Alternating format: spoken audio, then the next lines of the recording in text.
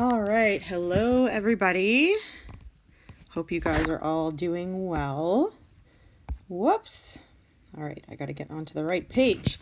So yesterday we talked about how to use trig ratios to determine an unknown angle in a right triangle. And today we're going to do the same thing, but we're going to talk about how to find an unknown side length. Okay, now the steps to do so are actually very, very similar. And so that's kind of nice. So we're just going to get right into some examples. Okay. Now, determine the side length of each indicated side. Round to the nearest tenth. Oh my goodness, this is really not liking me today. There we go.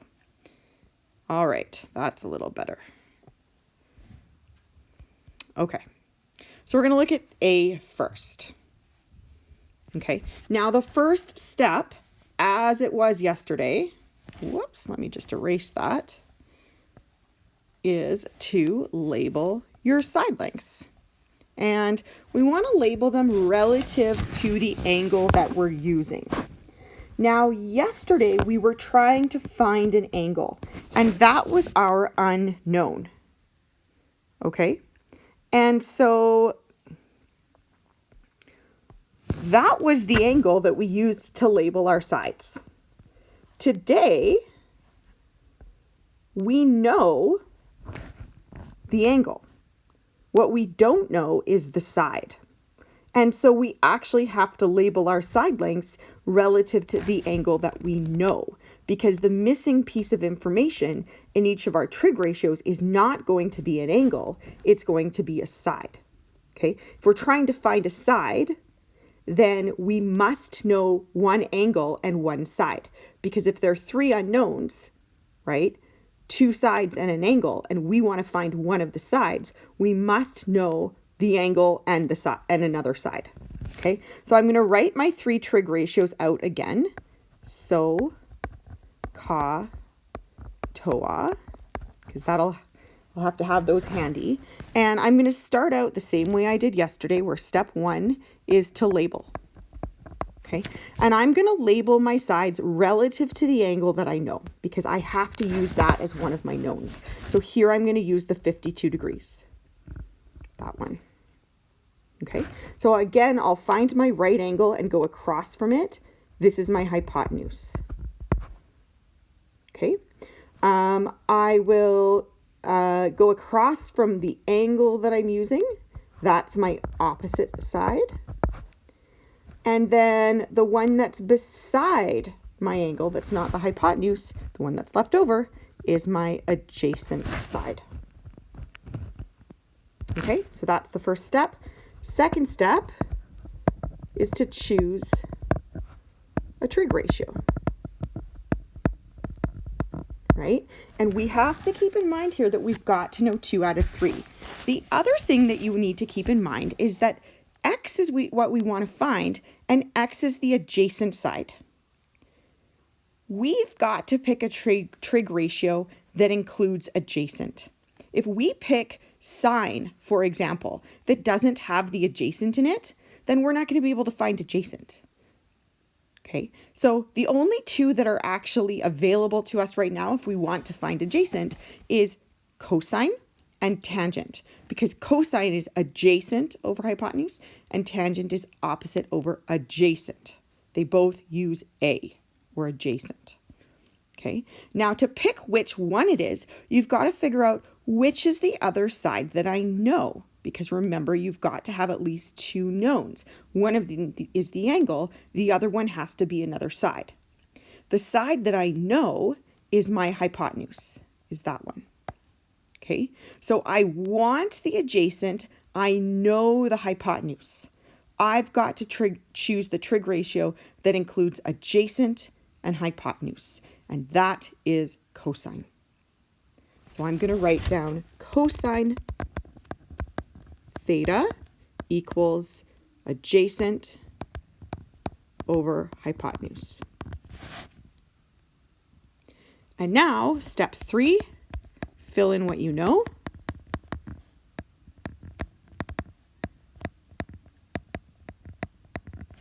Okay, so here, this time I know what the angle is. The cosine of 52 degrees, or sorry, the angle, rather, is 52 degrees. So I can fill in theta. I don't know adjacent. That's labeled as x.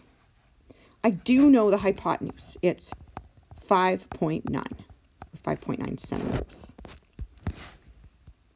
Okay, now, cosine of 52, that's the ratio of adjacent to hypotenuse of a triangle with an angle over here at the bottom of 52 degrees. Remember, that's stored in the memory of your calculator. So to know what that ratio is, we're going to get it as a decimal. We can pull up a calculator, which I'm going to do right now, and enter in the cosine of 52 degrees. Here we know the angle, so we're not going to use cos inverse like we did yesterday. We're just going to use the cosine button. And again, I'm going to check if my calculator's in degree mode, which it is because I can see this little DEG at the top.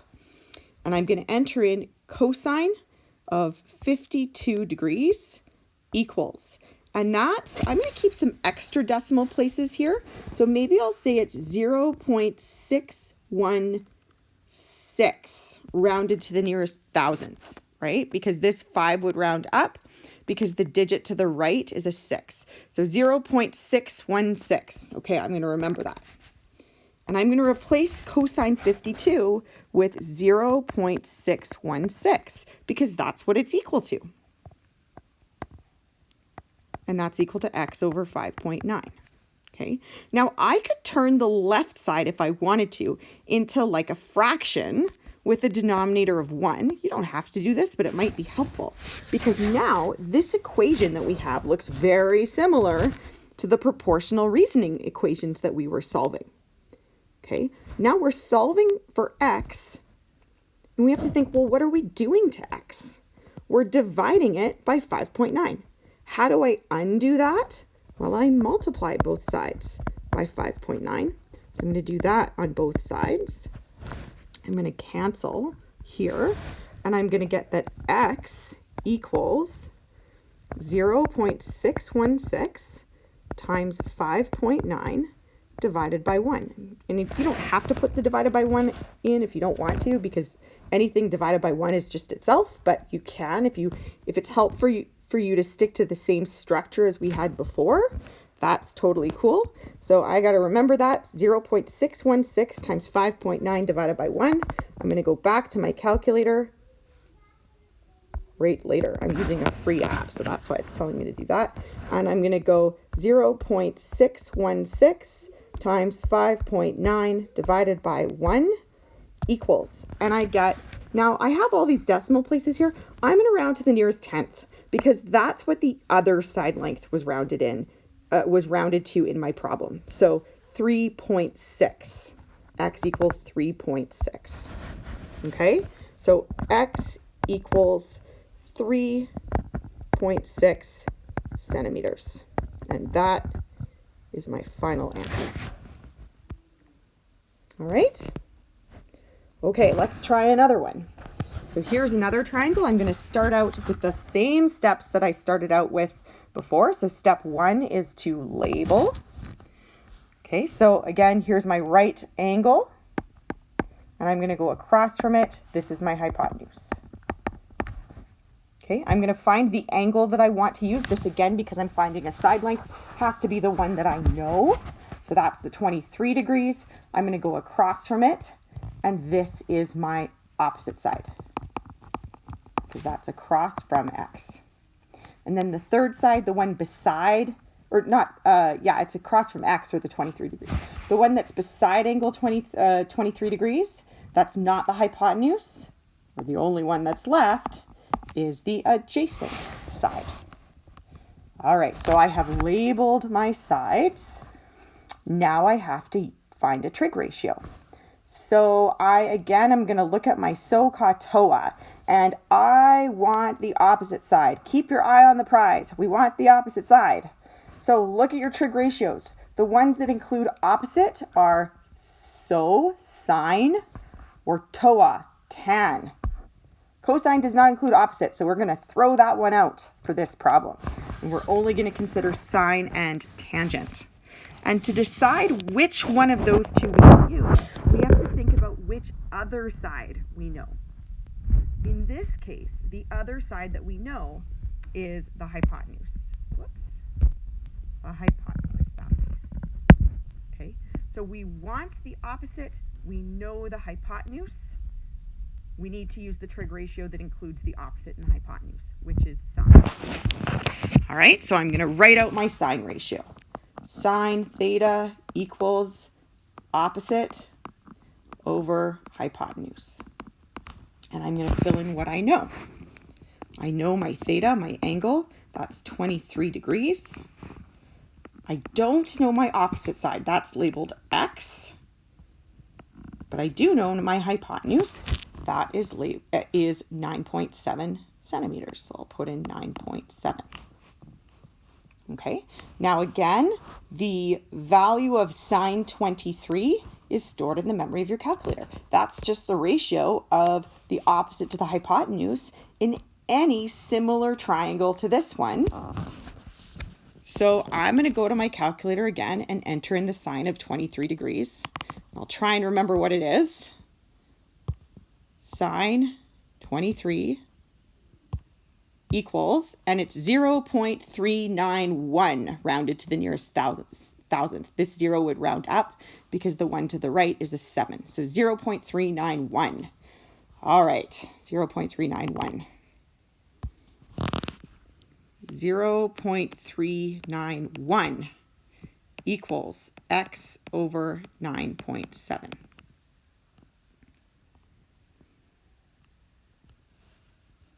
Okay, and again, you don't have to do this, but if it helps you to turn this into a fraction and make it over 1 so that it's similar to all the other types of equations that we were solving with proportional reasoning earlier in the year, do it. Go for it. Okay, so to solve for x now, well, think about what you're doing to x. We're dividing it by 9.7. How do we undo that? We multiply both sides by 9.7 times 9.7. These ones will cancel. And so what we're left with on the right side is just x. That's great. That's what we want. On the left side, we have 9.7 times 0.391 divided by 1. And if I type that into my calculator, I will get the value of x. All right, 9.7 times 0.391 divided by 1. I got to remember that. 9.7 times 0.391 divided by 1 equals. And I get, now rounded to the nearest tenth, this would be 3.8 because this 7 would round up because the digit to the right of it is a 9. Okay, so 3.8. X equals 3.8. And this is in, I can't remember, centimeters. 3.8 centimeters. So that is my final answer. Okay. All right, we're going to do one more. This is C at the bottom here. And again, I'm going to start out exactly as I have before with labeling my sides. And I'm going to use the angle that I know because I'm trying to find a side length.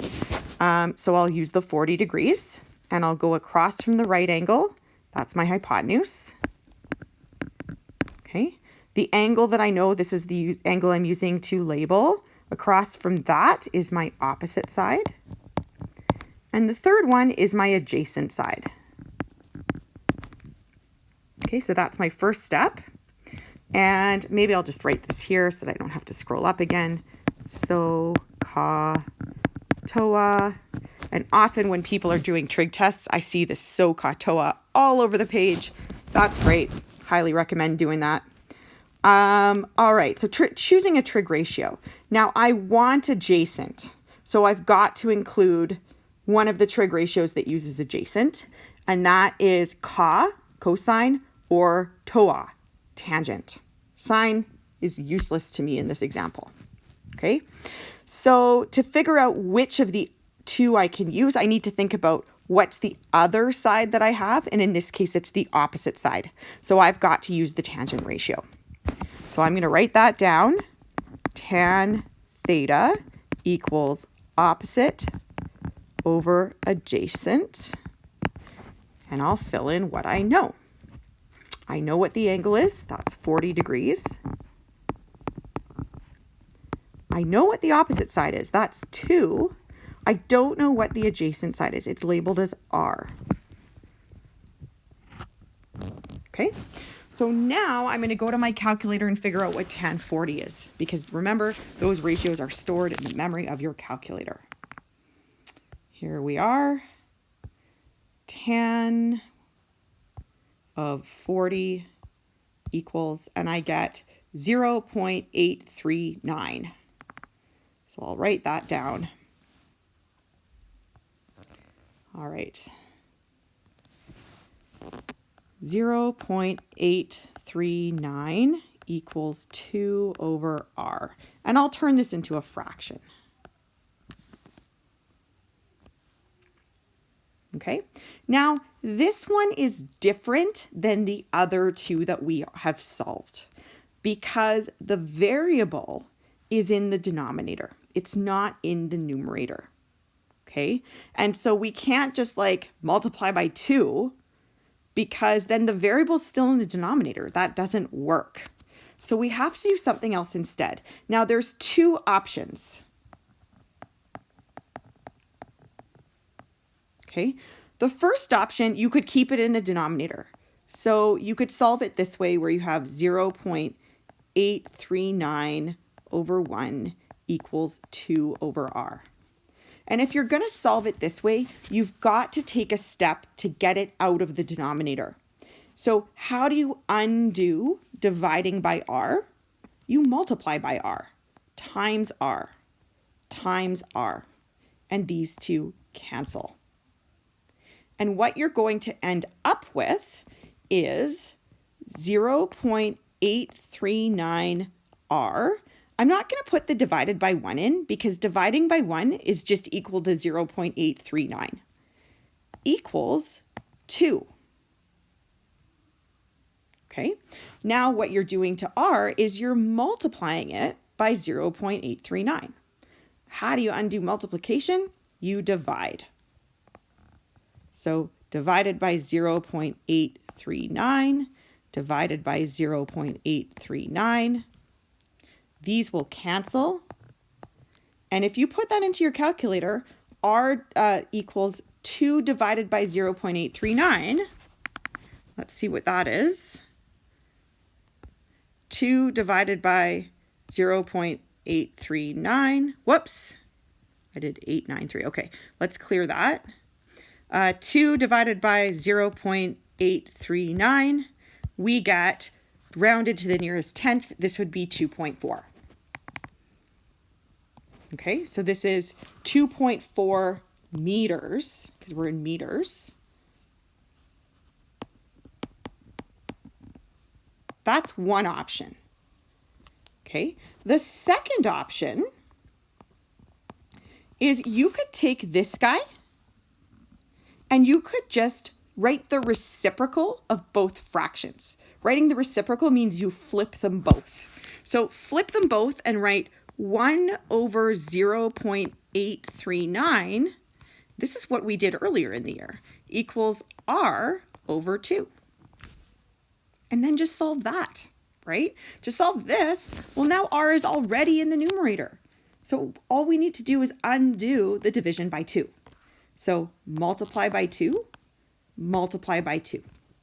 These cancel, and then we're left with R equals 1 divided by 0.839 times 2. And you can enter that into your calculator. You'll get the same thing. Let's just check it.